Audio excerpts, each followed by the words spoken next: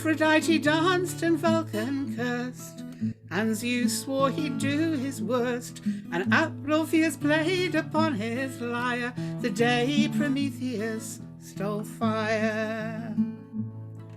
My mother said, and it made her sad, that all of the ideas mankind has had would turn from good ideas to bad, and we all go wrong. My father said, and we all agree, words should be open and speech be free, but we know how hurtful words can be, and so it all goes wrong. I'm joined by my guest, Anne Lister, who's in... Whereabouts in Wales are you? We're in Blanavon, which is just over the mountain from Abergavenny. Uh-huh. And so southeast Wales, for Right. anyone who wants a bit more I was going to say, I information. wasn't even sure where Abergavenny was, which is... Oh, never. Oh, you've got to come and visit, because I mean, Yeah. we are a World Heritage Site. They kept talking about the Great Wall of China, about World Heritage Sites, and they don't mention here. We are in a World Heritage Site. Crikey.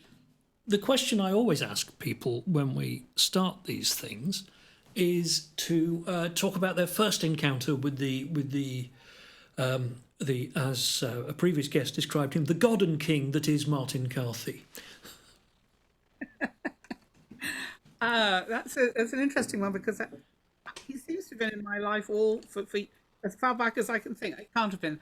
I do remember an evening at a Cardiff folk club where we must have gone back to someone's for coffee, and he was obviously staying, and he was there then. So that must have been, oh gosh, late 70s, something like that, or maybe yeah, 70s.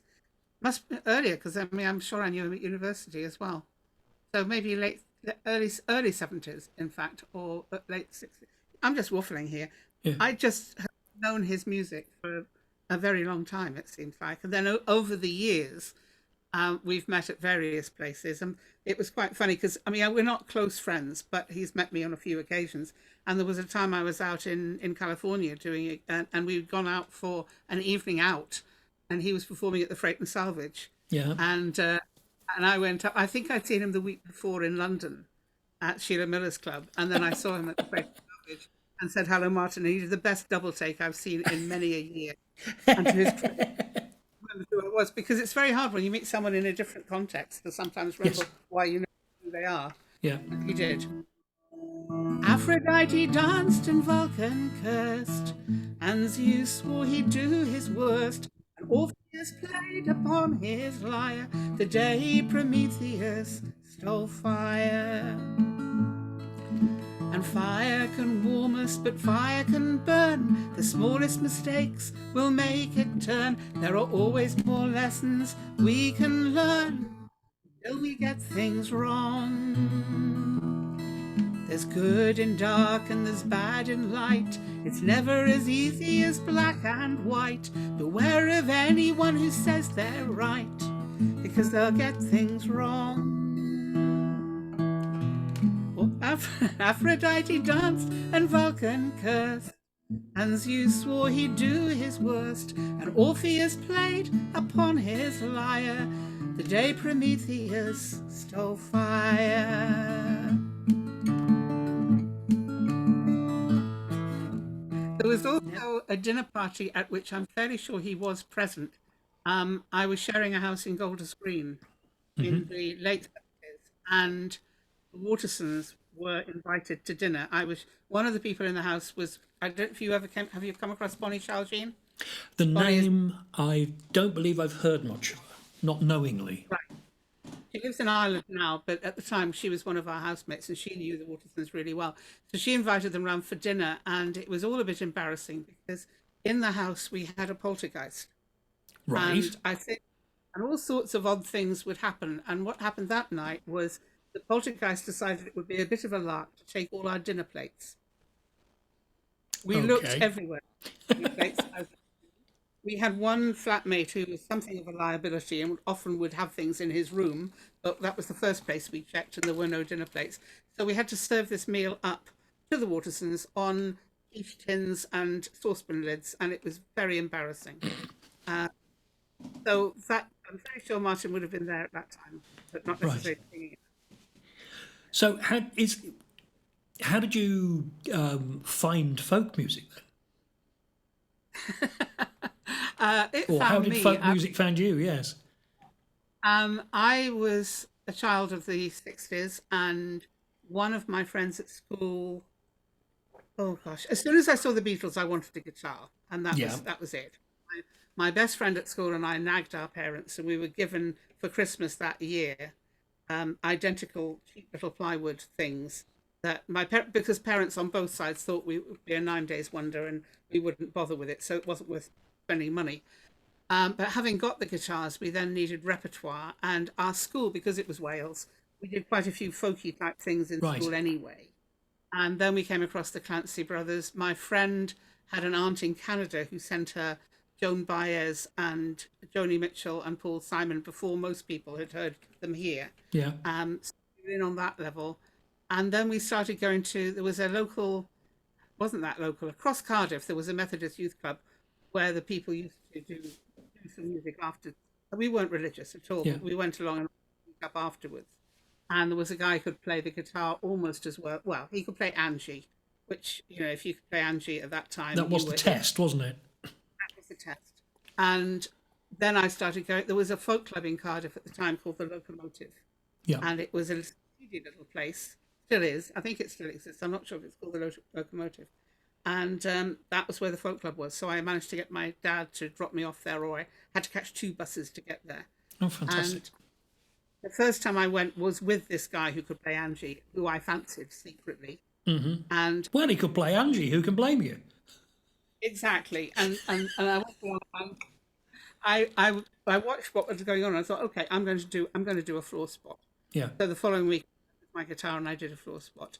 And the best compliment ever was somebody asked this guy, whose name was Paul, what did you think of her? He said she was bloody great.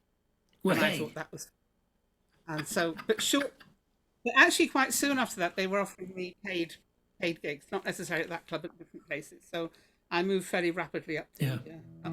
Never trust a thief or believe a liar. Don't build them a throne or cathedral spire. A gust of wind, the flames rise higher, and it all goes wrong. And all of our knowledge is just a tool. Remember how easily we've been fooled. Wise men are easily overruled, and it all goes wrong. Aphrodite danced and Vulcan cursed, and Zeus swore he'd do his worst, and Orpheus played upon his lyre the day Prometheus stole fire.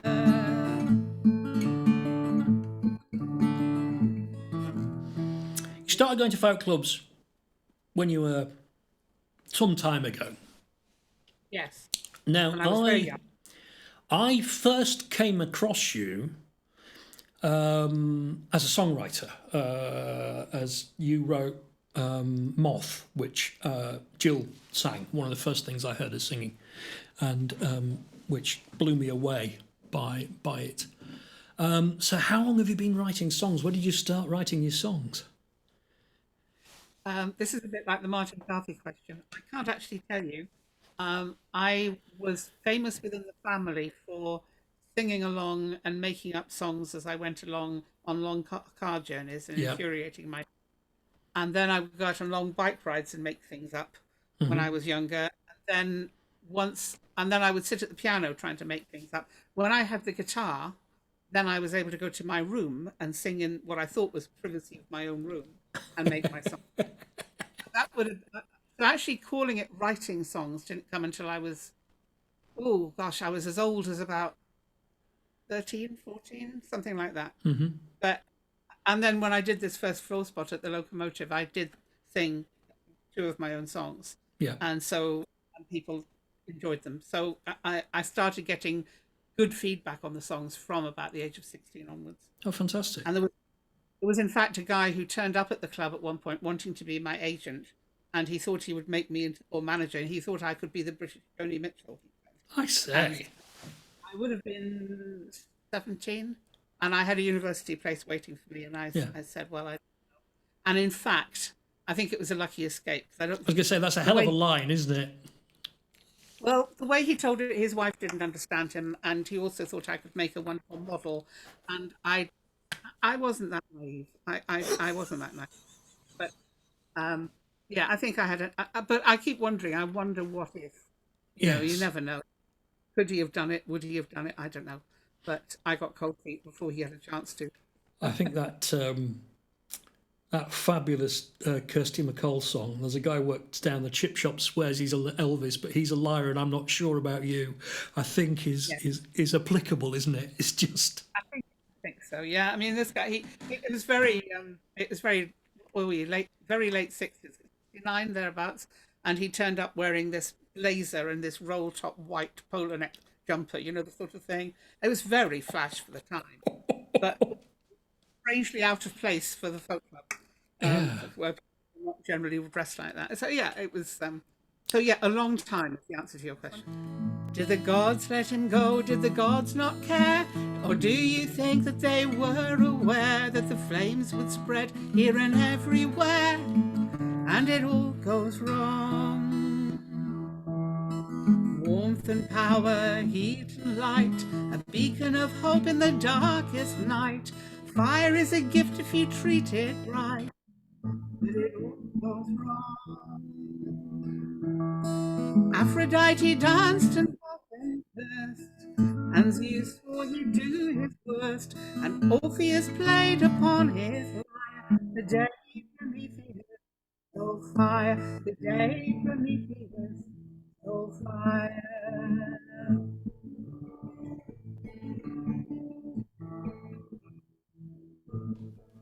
You went. Where'd you go to university? Warwick, Warwick. Oh, nice, nice, good yes. uni. Yeah, We had a good folk club, yeah, and I won the folk club, and I also went off campus because of some really good clubs in Kenilworth and Coventry. I used to go. yeah. Yes, I did a French degree, Oh, brilliant. and then stayed on and did a master's. Right. Yeah, So did you then? I can't remember. Did you teach or? I have taught. Yes, Yeah. it wasn't immediately afterwards. I had a couple of years being an admin grade civil servant, which is the yes minister grade of civil Yes. servant, and I hated it. Absolutely hated it. Yeah. But that was I was sharing the house, and we had the poltergeist, and I was doing a job I hated.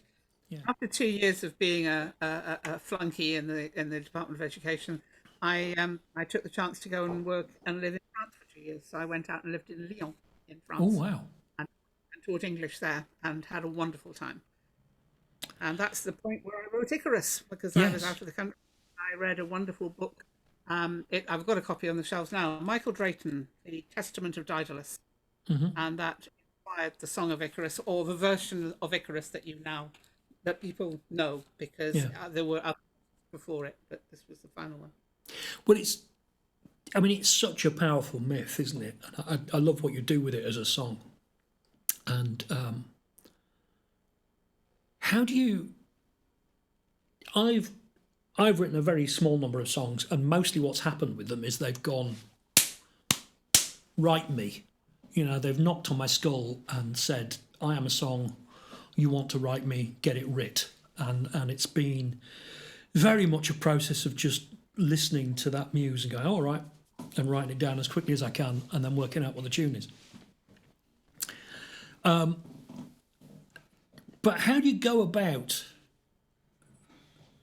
making a song like that? Was it the muse knocked on your head and you had to write it, or? Yeah. Most of my songs have to be written. They demand to be written. That one, though, I had written other incarnations of it when I'd been at uni, and one of them, it started off as a song because I knew somebody who had attempted suicide over a weekend. It was a campus university. Weekends could be really dire if you didn't know anyone. And she'd attempted to kill herself. And it was the same time when a lot of rock stars were having drug overdoses. And so the original song was to do with drug overdoses.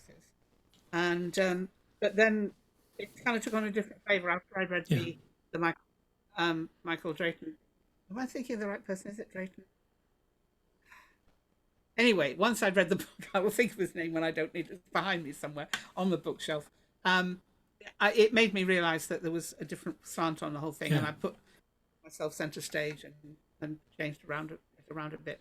But yes, absolutely. I mean, most of the songs that I am proudest of have been the songs that have demanded to be written. Yeah. I can't write to order. No. Shall I sing it now, Piers, while you're I having... think you might as well. I think that's probably a jolly good idea. It's a gorgeous song, and we might as well. We've been talking enough about it, and if anyone Yeah. doesn't know the song, they might be totally perplexed. I never wanted to fly high. I was fond of walking. So when you said you'd reach the sky, thought it was a way of talking. But you told me you'd build some wings. You thought out how it could be done. And I was doubtful of everything. Never thought you'd reach the sun. You were so clever with your hands.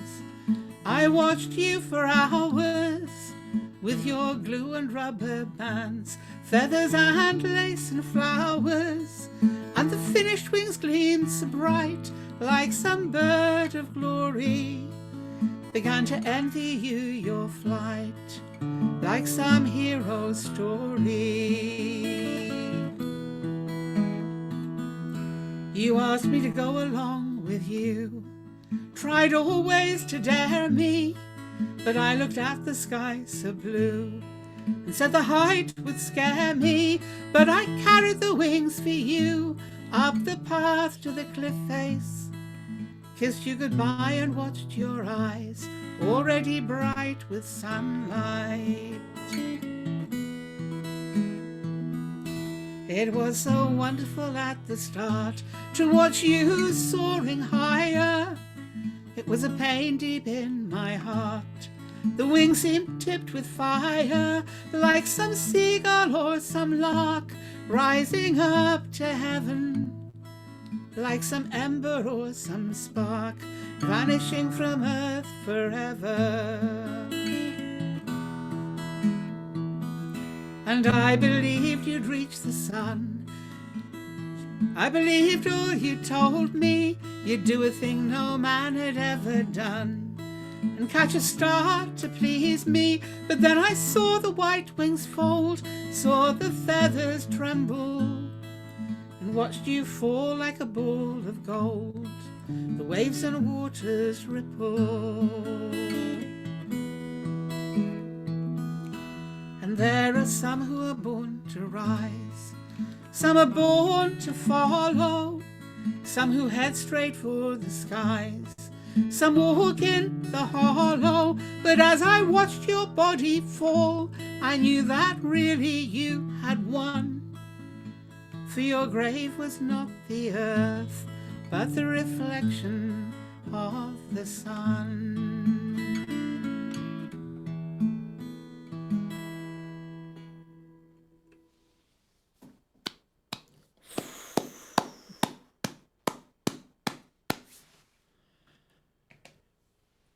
When you wrote it, Yeah. did you know how good it was? I can't really answer that. I mean, I know very often if I write a song that works and does what I want it to do, when I come to sing it, it's almost like terminal flu. I get goosebumps and I get Yeah. shivers, and there's a feeling in which the world comes and goes a bit. And I did have that with it, yes. I didn't realize quite what an impact it was going to make. And I don't think I realized really until, well, I mean, there was, I've been living in France for 2 years. I came back to London. I was camping out on a friend's floor while I sorted out where I was going to live. And one of the other people in this house said, why don't we go up and see Nick Jones? And he was playing up in Barnet or somewhere in North London. So we set off, and it was a horrible night. It was raining. I had my guitar with me, and I asked if I could do a floor spot when we got into this club. And the guy said, oh, well, I don't know. We've got loads of floor spots. So I thought, okay, there we go. So we went and took our seats. And then the organizer came up to me and said, actually, one of our guys had to drop out. Can you go on now? So I'd barely got my coat off. My friend had gone to the bar, a drink in my hand. And Well, it's a floor spot. And I thought, well, obviously Nick isn't in the room. He won't hear me saying, what the hell. So anyway, I sang. I don't know what the other song was, but I do know I sang Icarus.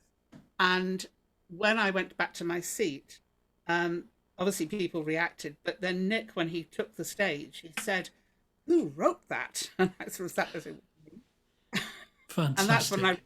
I probably had got something. And then he Yeah. asked if I would send it, and I did. And then I didn't hear anything, so I thought, oh well, these people, they say things, they're very nice at the time, but you obviously didn't mean it. And then I happened to be at another event where Nick was, and we arrived at the same time from our various transport. And that song, he said, I've been singing it all over the place. And then I began to realize that it Wow. was, Yeah. but it, yeah. I've written far fewer songs than you have, but I wrote a song about the library, child of the library, and that's been covered by a few people. No one sort of huge big names on the folk scene or anything like that, but it's a magical thing hearing Okay. someone else singing your song, isn't it? It's like, what? I did that. The first time I heard Nick sing it, Chris, I was doing a summer in which I was doing a load of reviews of folk festivals for a magazine that Carl Dallas started, a magazine called Acoustic Music, and I somehow finished up doing reviews editor. It wasn't paid, it wasn't anything, but it did give Yeah. me a few festival. And I was sitting. It was not Norwich Folk Festival, and I was sitting in the audience, and Nick went on stage, and he started describing how he'd met this songwriter from East London, and I was thinking, oh, I wonder who that is. Because I'm in East. And then he started to sing my song, and I suddenly was talking about me, and I hadn't. It was a really weird feeling. Yeah. Hearing that. Yeah. Yeah. Yeah. It fantastic. And I know Martin Simpson does it as well. It must be you've got two of the three guitar gods of the English folk scene there, haven't you? You just Martin, again, I mean, it was really funny that I had almost decided to. I've always had this pull in my head about all the different things I do, and I'd just about decided that coming back from France, I had another year and a bit of trying to bang my head against various brick walls, and I thought I'm just going to go and do more academic stuff, and I'm going to pick up the pieces that I want to do, and I went to a conference on the South Coast and stayed with somebody in Lewis, and she said, "Did you know Martin Simpson wants to meet you?" And I said, no. And did you know he's singing your song? No. And so she then played me this. And the following it was Broadstairs. And I had a comp ticket to go along and do a few songs. And one of the first things was a sing around. And Martin was due to be there doing a few songs. And he was standing by the bar and he saw my name tag. He said, "Ah, you're Ann Lister." And then almost immediately got distracted with something else and left the song session before I had a chance to sing. So I thought, oh, he doesn't want to meet me that much. What I found out afterwards was he was sitting in a room to one side of the sing around, and he had been listening the whole time. And it was after that he budded up and he heard me sing Moth, and he wanted to sing that as well. So, yeah. but it was, and then we became really good friends, and that has stayed the case.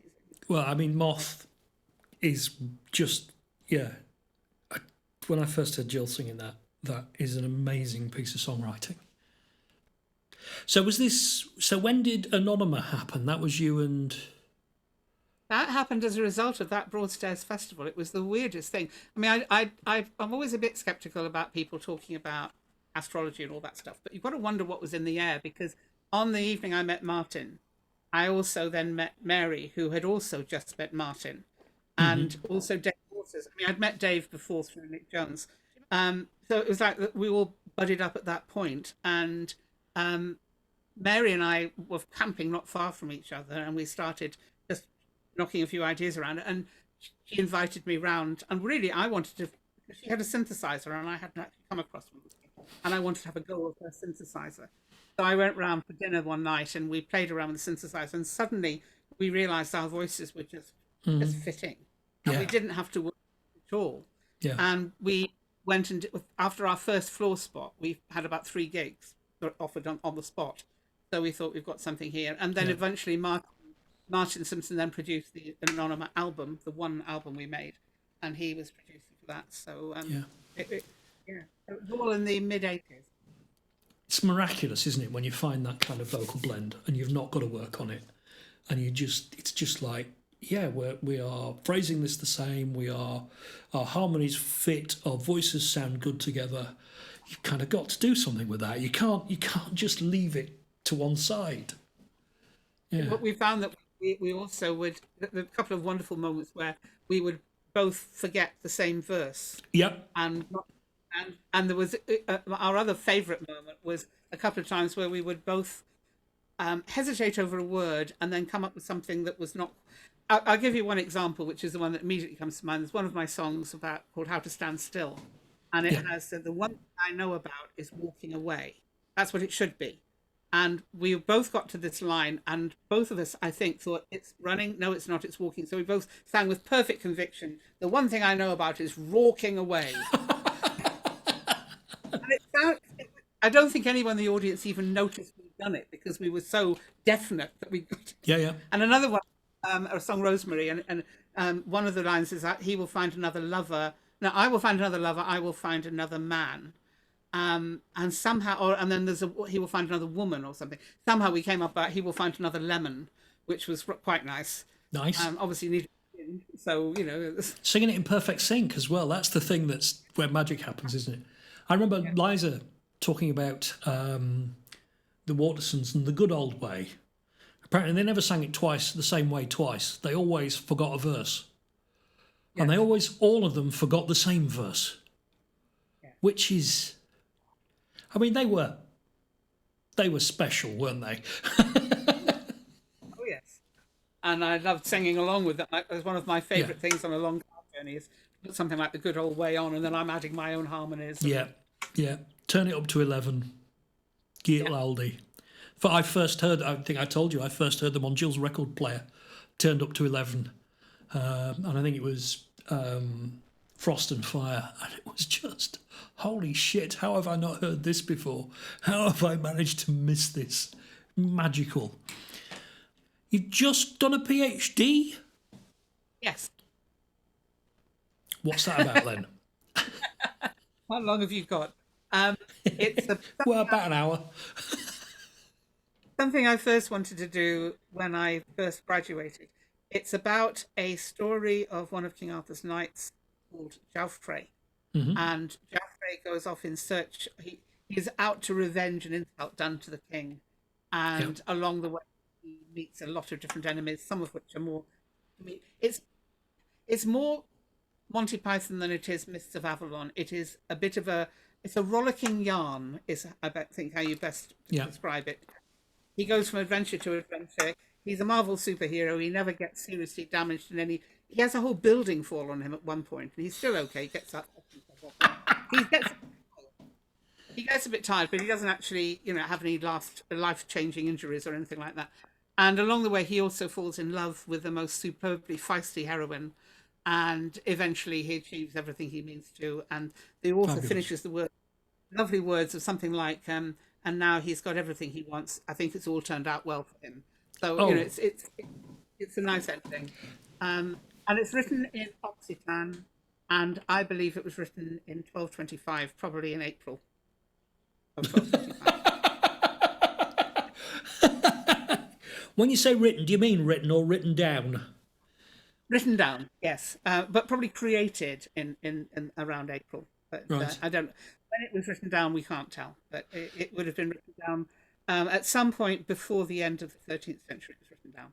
So Occitan is the Languedoc. It's more than that.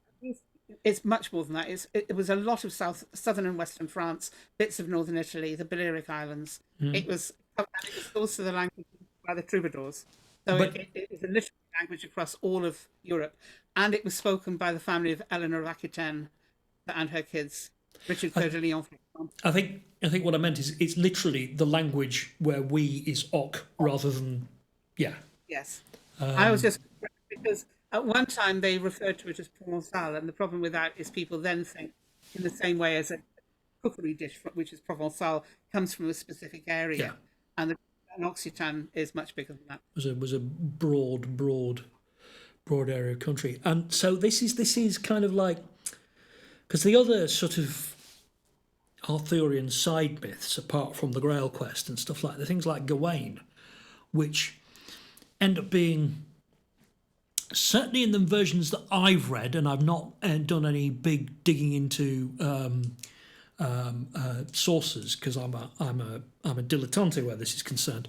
The Gawain myths end up being desperately moralistic, and a bit sort of, it's sort of a Christ-like thing that's happening to him. Blah blah blah blah.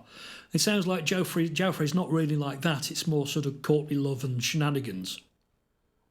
Well, yes and no. He's got a very definite sense of morality. Yeah, He is very clear about he will fight people who are wrong, and he will help people who are right. And he yeah. does actually check. Sometimes in the middle of taking action, he will check: are you right or are you wrong? Because I don't want to help you if you're wrong. Which is quite comical in places. But he is very clear.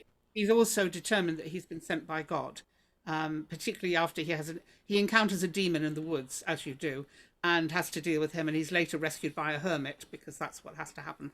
And after that point, he definitely feels he's been selected by God to do what he's doing. So it's not entirely unmoralistic, but it's also quite comically moralistic. Yeah. And my own theory on this is that I think Joffrey as a character was modelled on a number of different people at the time, including James I of Aragon, who was married to a granddaughter of Eleanor of Aquitaine, who's called Leonor. And James I of Aragon left us his memoirs, which he would have dictated to someone. And in his memoirs, he speaks in almost the same way as Joffrey does about he's sent by God, he's been preserved by God, the reason he's here, and he will fight God's enemies, and so on. And bits of it could be written by the same person as the person who wrote Joffrey. So I think it was written for him. And when he was married to Leonor, which was for 7 years at the beginning of his reign, and I think the reason I say 1225, that was when James I would have been 17, and it's a perfect story for a 17-year-old. Oh God, yes, yeah.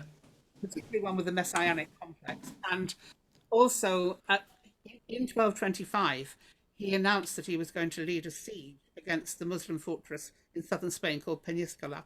And when he actually did it later that year, it was a complete disaster. And it doesn't get mentioned in his memoirs. But in the early part of the year, he was trying to drum up troops. And I think the writer of Joffrey, who's bigging up the king at every point, is doing it because the king is going to do these wonderful things. Right. And so that's why I think it would have been the early part of the year that it was written. So there we are. That's some of my findings from my PhD. Mostly what the PhD was about, though, was actually taking the story and telling it to audiences of all kinds, from the academics down, I shouldn't say down to, because there's no down to, academics and folk, and folk story circles and house concerts and whoever. And there's a listen, podcast really. of it. There is. If you go to Anne's website, there's a podcast you can download of the entire thing. And how long does it take to tell? Well, it's 12 episodes, and altogether it takes about 6 hours. Yeah. Wow. But you can listen to as much as you want, and some episodes are much funnier and quicker and easier than others. And there's some with some lovely bits of love poetry in there, and there's some beautiful music, which was I met on Facebook a lovely Australian musician called David Yardley. And David Yardley writes fake medieval music that sounds totally convincing. And he volunteered, bless him, to write me the theme music and to set one of the love poems to music. Oh, fantastic. And so he loves it enormously. Yeah. I will just say one more thing about David Yardley before I start this, which is that I was very apologetic about not having any money. And he said, don't worry, I've got a day job and it pays quite well. I've since discovered his day job is he's now ambassador, Australian ambassador on the island of Kiribati. I know an ambassador, and an ambassador plays music on my podcast. I say, how splendid. Sounds glorious. Really does. It sounds like you've managed to, because the number of people I know have done their PhD, and by the end of the PhD, they never want to talk or think about the thing they did their thesis on again. Maybe in 5 years' time, they might possibly be ready to talk about it again. And you are like, you've done your thesis, you've finished your PhD, all that kind of stuff, and it's still, this is brilliant. More people should know about it. I love that. I think I ought to sing something. We've been chatting for a while about fascinating things, but this is how you were talking about the spareness of the ballads and how there's not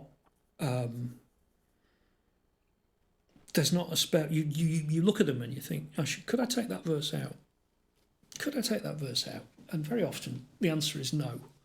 And this is even true in the song I'm about to sing, which is Tam Lin, which is not short. There's a certain amount of repetition in it, but every time I try to take one of those bits of repetitive verse out, it doesn't feel as good. It doesn't have the rhythm. It doesn't have the sense of trials overcome that you need, I think. So this is Tam Lin. I forbid you, maidens all, and a warning take by me. Don't go down to the chaser's wood. If a maid you want to return, return. If a maid you want to return. There, Lady Margaret, she's sitting in the hall. Her cheeks as red as the rose, and she's run down to the chaser's wood to pull them flowers that grow and that grow, to pull them flowers that grow. But she hadn't pulled a rose, but barely 3, when a voice said, Lady, how dare you touch your rose without no leave of me and of me, without no leave of me. Well, these woods, she says, they are me own, me father, he gave them to me, and I'll bend, I'll bow, I'll break a branch, shall ask no leave of thee, I shall ask no leave of thee. And he's taken a by the lily white hand to where the grass it grows so green, and what they done there, well, I just couldn't say, for the green leaves came between, aye, the green leaves came between. And now there's 24 maidens, they're all sitting in the hall, their cheeks as red as the rose, all except for Lady Margaret. Pale and wan she goes and goes, aye, pale and wan she goes. Yes, there's 24 maidens, they're all sitting in the hall, all playing at the chess, all except for Lady Margaret, who's green as any grass, she's as green as any grass. And up and spoke one of them girls, and on her face was a smile, saying, I think my lady's loved a little long, and now she goes with child, aye, and now she goes with child. And up and spoke an odd grey knight, leaning over the garden wall, oh, woe be to you, Lady Margaret, for we'll be blamed all, I will be blamed all. Ah, had ya tongue, you odd fat knight, and an ill death may you die. I'll father me bairn on whom I will, shall father none on thee and on thee, I shall father none on thee. And up and spoke another of them girls, and a pretty little maid was she, saying, I know a herb grows in the chaser's wood, 'twill twine the babe from thee, and from thee it will twine the babe from thee. And Lady Margaret, she has taken out her silver comb, and she has combed her hair, then she's run down to the chaser's wood as fast as she could tear, and could tear as fast as she could tear. But she hadn't pulled her one bitter herb, the herb that grows there in the long, when she heard Tam Lin behind her saying, Margaret, leave it alone, oh sweetheart, Margaret, leave it alone. Oh, why do you want that bitter, bitter herb, the herb that grows there in the grey, except for to twine away the pretty little baby that we got in our play, and our play, that we got in our play. Well, tell me this, Tam Lin, she says, whether a mortal man you be? Well, I'll tell you the truth without a word of a lie. I got christened as good as thee, and as thee got christened as good as thee. But as I rode out on a bitter, bitter day, it's from my horse I fell, and the Queen of the Elvins did take me into yonder green woods to dwell, and to dwell, into yonder green woods to dwell. And every seventh year we pay a toll to hell, and the last to come in is first and go, and tonight the toll's mysel. Aye, tonight the toll's mysel, for tonight it is the Halloween, when the elven court must ride, and if you would your true love save, by the old mill bridge you must bide and bide, by the old mill bridge you must bide. And first there'll come a black horse, and then there'll come a brown, they'll both race by the white. You must throw your arms up about my neck, and they must not hear a fright, a fright. No, they must not hear a fright. Well, the woods grew dark, and the woods grew dim. Tamerlane was gone, and she's picked up her lily white feet, and to the old mill bridge she has run, to the old mill bridge she has run. But she's looked high, and she's looked low, she's compassed all around, and she nothing saw, she nothing heard, she's heard no mortal sound, no sound. She has heard no mortal sound, till at the darkest hour of that night she's heard a bridal bell ring. It pierced her heart, gave her a start, more than any mortal thing, anything, more than any mortal thing. Well, thunder rolled across the skies, the stars shone bright as day, and the Queen of the Elvins gave a trilling cry, Tamerlane's away, away, oh, Tamerlane's away. And they've changed him then, and it's all in her arms, to a big black hissing snake. She's held him close, she's feared him not, he's one of God's own make, own make. He is one of God's own make. And they've changed him again, and it's all in her arms, to a big black dog to bite. And she's held him close, she's feared him not, he didn't her a fright, a fright. Aye, he didn't her a fright. And they've changed him again, and it's all in her arms, to a white hot bar of iron. She's held him close, she's feared him not, he's done to her no harm, no harm. He has done to her no harm. And they've changed him again, and it's all in her arms, to a lion roaring wild. And she's held him close, she's feared him not, he's the father of her child. She knew he was father of the child. And they've changed him at last, and it's all in her arms, to a mother naked man. And she's thrown a cloak about his shoulders, crying, Tamerlane, we've one love, with one love, Tamerlane, we've one. Well, the Queen of the Elvins, how she cursed young Tamblin, oh, how she cursed him good. Oh, when you was mine, I should have plucked out your eyes, and put into eyes of wood, of wood. I put into eyes of wood. Oh, curses on you, Tamlin, she says, you once was my very own, and when you was mine I should have pulled out your heart, and put in a heart of stone, cold stone. I put in a heart of stone.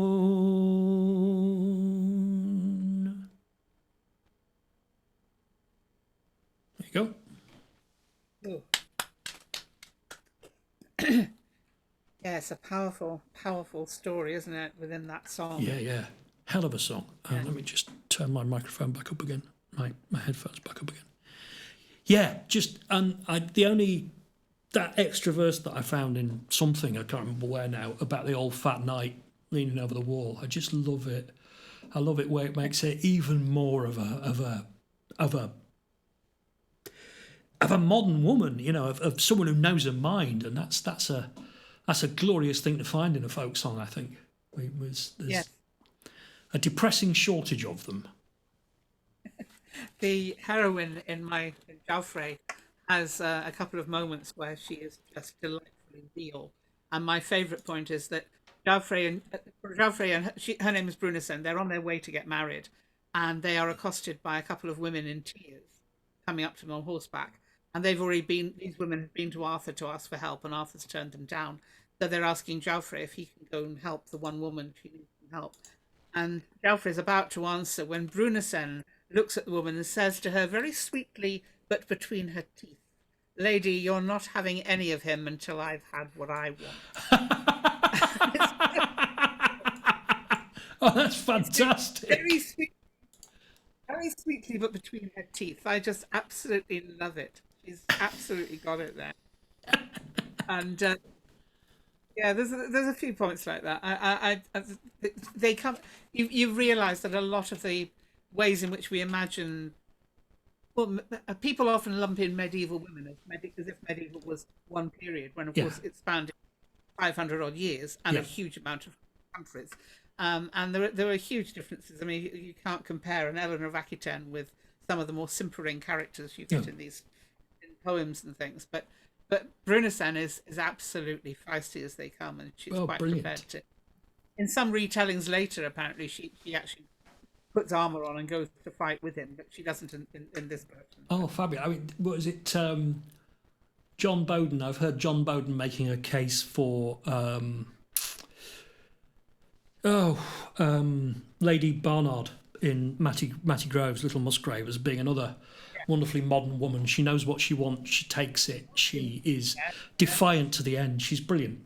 I'm just going to... Sorry, go on. Sorry. I was going to say, just as they exist today, they existed then. You know, people of character and determination and independent spirit. They've been around. Because they haven't often get recorded by history. Absolutely.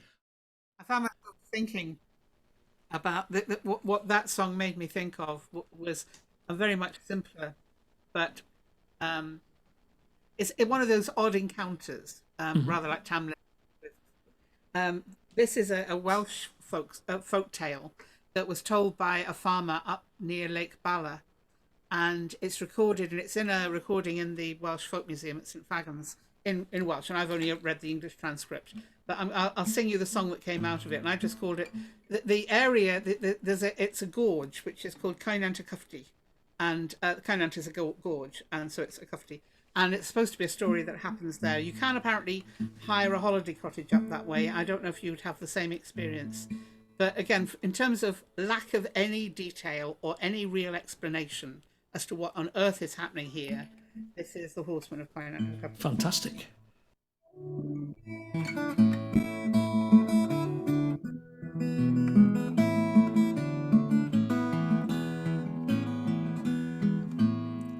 Well, as she was walking home at the midnight hour, she saw a young man coming with a milk-white cow, saying, "Can I walk with you, and can I take you home? For it's a dark and cloudy night, and it's best you're not alone."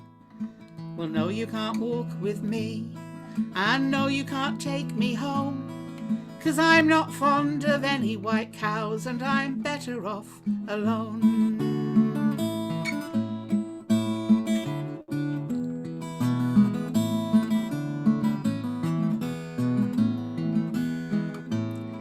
Well, as she was walking home, round about 1 o'clock, she saw that young man coming with a milk-white dog, saying, "Can I walk with you, and can I take you home? For it's a dark and cloudy night, and it's best you're not alone." Well, no, you can't walk with me, and no, you can't take me home, for I'm not fond of any white dogs, and I'm better off alone.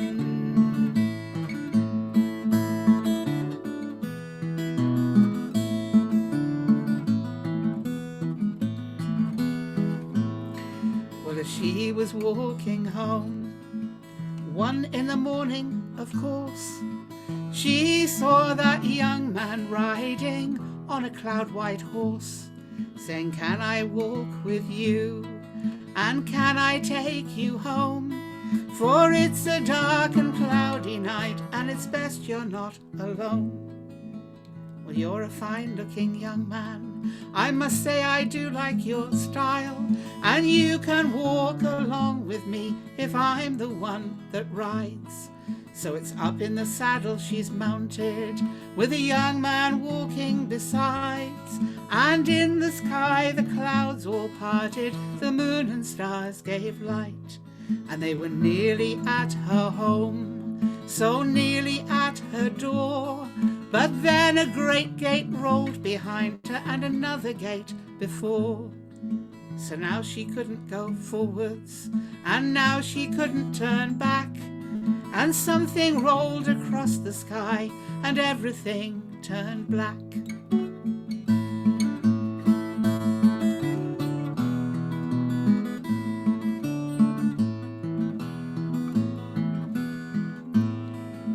"And now will you marry me?"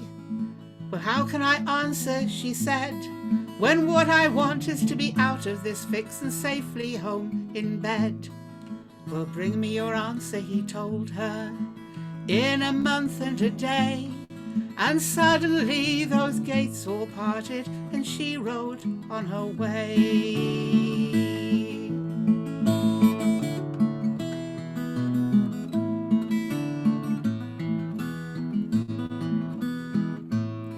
Well, for the next 4 weeks she whistled, for the next 4 weeks she sang, and the next day she had gone from the village to the arms of that fine young man. Now you'll ask me, did this all happen? You'll ask if this story is true, and all I'll say is take care where you're going in case it happens to you. Not everyone who smiles is your lover, not everyone who tricks you a foe, and sometimes there's a twist in the story when you're not sure where to go. But love won't block all your choices. True love lets you be who you are, and real love shines more bright in the sky than any moon or stars. No, love won't block all your choices. True love lets you be who you are, and real love shines more bright in the sky than any moon or star. Oh, that's gorgeous. And It's also very odd, isn't it? I mean, every way you look at it, it's very odd. yes. And it's so often with those badgering ballads, those badgering songs, it's like, well, they get married, it makes no sense at all. But that was just, that's really sweet. Those last couple of verses, just Well, delightful. I added the little bit of morality at the end just because I do a lot of work with kids sometimes, and I Yeah, didn't want them thinking go off with any young man who's got a nice horse, because yeah. clearly that's the plan. But what was she doing, walking for 2 hours in Oh, the middle of the night? And what was he doing with all the animals? I mean, what is going on here? Very odd. yeah, I ended up, there's so many of those songs where it's like, kiss a shag, love. No, kiss a shag. No, kiss a shag. No, kiss a shag. Oh, all right. And I find them quite troublesome. So, Yeah. I end up. I also, Sorry? yeah, I avoid songs like that as far as I can because they're not helpful songs to anyone really, are No. they? Well, I did this last week, and I'm going to do it again because this is an example of one of those songs where I just rewrote the last verse. And so many of these songs, you just rewrite the last verse and things are better. There's at least one version of The Two Magicians kicking around I've heard where they managed to spin it nicely where she turns into a motorbike and he hops astride her, and then she turns into a circular saw, and stuff like that, and it's just glorious. But this is a little less vengeful than that. This is a version of the Sweet Nightingale that I kind of had a go at fixing. My sweetheart, come along, don't you hear the fond song, the sweet notes of the nightingale play? Yes, you'll hear the fond tale of the sweet nightingale as she sings in the valley below. As she sings in the valley below. Pretty Betsy, don't fail, I will carry your pail, and it's home to your cot we will go. And you shall hear the fond tale of the sweet nightingale as she sings in the valley below. Oh, as she sings in the valley below. Pray leave me alone, I have hands of my own, and along with you, sir, I'll not go. For to hear the fond tale of the sweet nightingale as she sings in the valley below,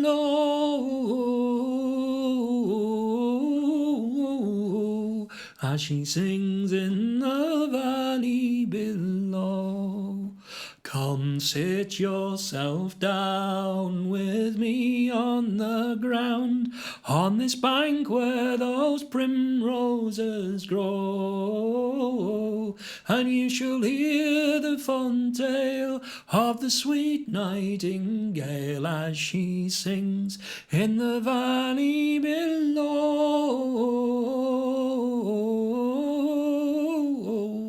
as she sings in the valley below.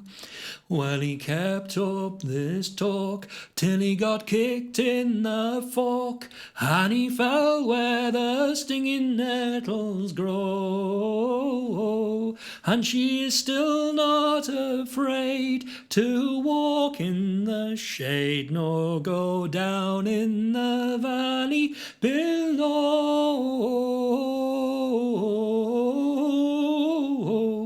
nor go down in the valley below. Never had the nerve to sing it in Devon yet.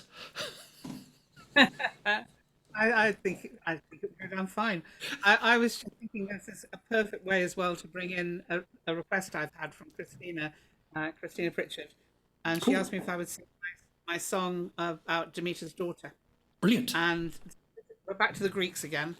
But thinking about it, one of the ways the story often gets told is that Persephone or Kore or whatever you want to call her, Yeah. Proserpina, she's somehow carried off by the Lord of the Underworld, Hades. But it occurred to me that that's possibly not the way it might have been, because I started imagining my own personal Hades would probably be more Alan Rickman than Yeah. it would be somebody really evil, in which case I probably wouldn't need to be ravished. Yes. I would probably quite happily go with him. I remember a Soundpost singing weekend that Faye Heald organised, which was to do with their modern fairies thing. And one of the people there was Terry Windling. And we were doing a workshop on the Silkies. And it's very easy to look at the Silky myth, not the Great Silky of Salisbury, which is a slightly different story, but the whole, woman come ashore, husband finds the skin, hides it away, that kind of thing. And it's very easy to read that as a rapey kind of story. And Terry was really good on making us go for a better story than that. There are more interesting, there are too many stories kicking about which are rapey, and better to look at other, basically think again, do better. And I found that really interesting. That thing about let's go and look past that initial surface thing and work out how we make it so that, well, why did she come to the shore in the first place?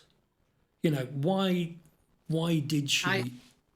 But you see, the Welsh version of there's a Welsh mermaid story that I'm still working on in its full version because it becomes incredibly complicated at a certain point. But the initial part is the Welsh mermaid falls in love with the fisherman because he can sing, because he's Welsh. Well, yeah, And so I then spent some time writing a song that would have a really singable chorus because that would be why she'd come ashore, and she brings him her treasure. And yeah, that isn't a rapey story at all. And she goes to him, she brings him treasure. They are very happy together, and then they go off together at the end. There's yeah, no question of. But anyway, Demeter's daughter. It really occurred to me that there's a different way of looking at the Greek myth, yeah. and it ought to do in menus as well. That very often, if you look at a menu, you choose what you think you want, and then you see somebody else's across the room, and you think, could have had that. So it's about that.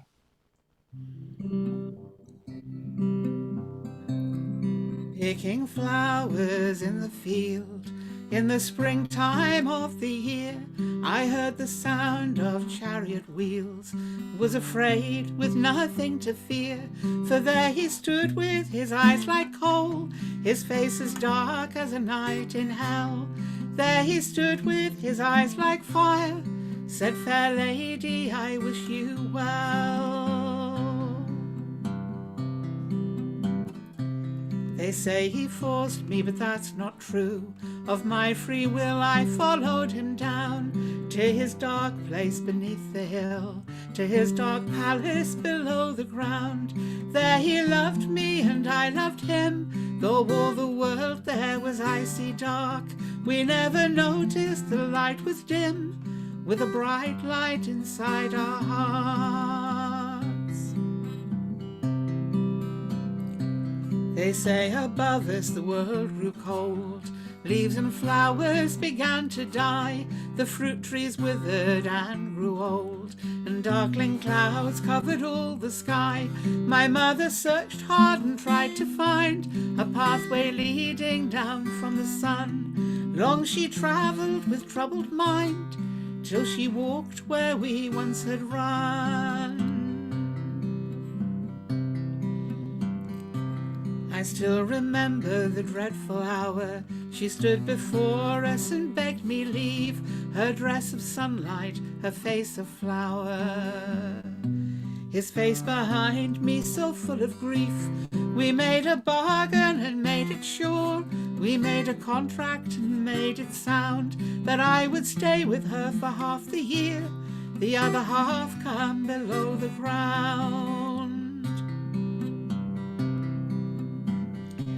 It was so good at first to see the sky, to walk in sunlight and hear the lark, but not so good to have to say goodbye to my love down there in the dark.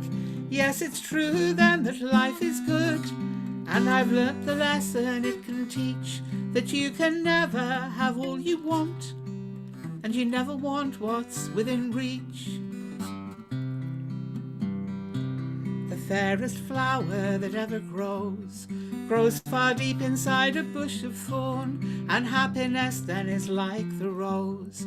Without pain nothing good is born. To know the daylight you must know dark, to know a flower you must know weeds. You cannot meet again unless you part, or eat a pomegranate without seeds.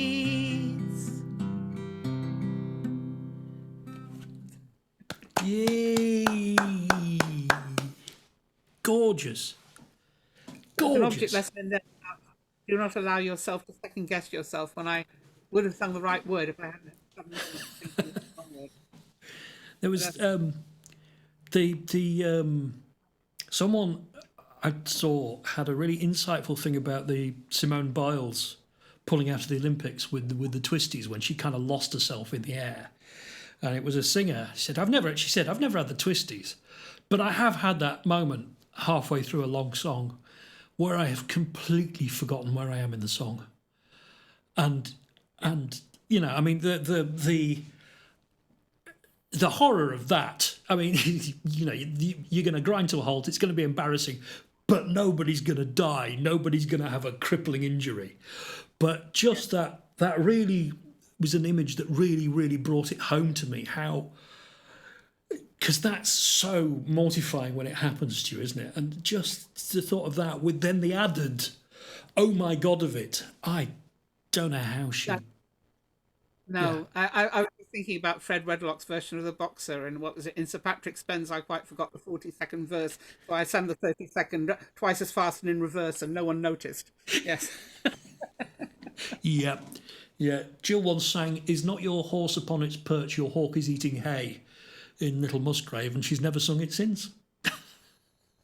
I think it was Tim Laycock had a story about just as the tide was flowing, and he managed to get her hair being green or something. It was a description of her eyes were blue, her hair was green or something like that. And again, you suddenly hear yourself singing and think, well, is anyone noticing? Is anyone actually picking? Was the line in there, that sort of stock line in folk songs about her skin being like a dove's, and it's like, what, covered in feathers? Yeah, grey. Seriously.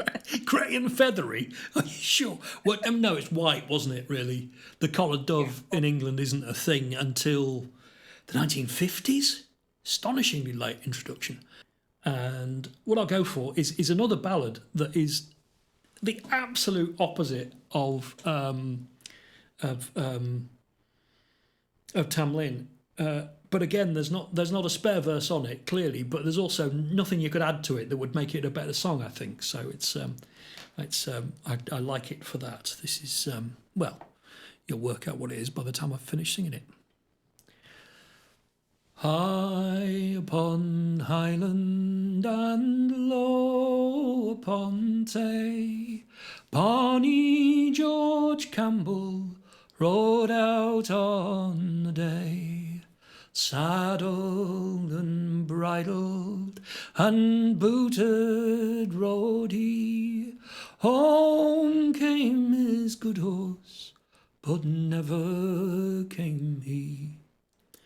Down came his mother with her heart full of care. Down came his pretty wife, she's curling of her hair. The meadow lies green, and the corn is unshorn. My barns are all empty, my baby's unborn. Saddled and bridled, so gallant rode he, with a plume in his helmet and sword by his knee. Home came the saddle, so bloody to see. Home came his good horse, but never came he. Yes, the meadow lies green, and the corn is unshorn, and bonny George Campbell, he'll never return. There you go. Shortest ballad I know. That was lovely. I was just running through my brain thinking I could have a bash at Seventh Angel, but at the moment it's not at the top of my brain. What I would like to sing is this one, which is I'm going to sing unaccompanied. Cool. This is on my newest album, but it was a song that again has formed itself over some time, and it's bracketed by a bit of Nick Jones's version of a song called 10,000 Miles, and I call my song is called Heroes, and it's in the middle. And it picks up on all that we were talking about earlier with the folk clubs and with people who come in and out of your life and people who may have gone and so on, and the song. So I'll just give myself a note. Farewell, farewell, my own true love. Farewell for a while. I'm going away, but I'll return. If I go 10,000 miles, 10,000 miles, my own true love, 10,000 miles or more, and the rocks may melt, and the seas run dry. if I no more return. And don't you see yon turtle dove sitting in yon ivy tree? She's singing for her own true love, as I do weep for mine. All my heroes have grown older, the excitement couldn't last, and the nights are growing colder, and I think the summer's past. It's far too late for dreaming, it seems a long way home. Standing straight instead of leaning, it's tough to stand alone. The highway's full of stories, and the streets are full of ghosts, and I'm walking down the byways where I used to walk the most. They've pulled my old school down, where my friends and I once played, and they've built upon the waste ground where my love and I once lay. Last night we sang the old songs, with our voices still as clear, although some were far from strong, and some others were not here. Old age is just a burglar, with no compassion in his soul, and we wake one sunny morning, wondering how we got so old. So now the heat of summer has turned to autumn's chill, and all those springtime blossoms have turned to compost fill. Time has destroyed so many now dead and gone. Their memory is all that's left in the echoes of a song. I'll lean against my lover, the man that I love best. His arms are warm around me, and I know that I am blessed. Let's raise a glass to those now gone, and those who still remain.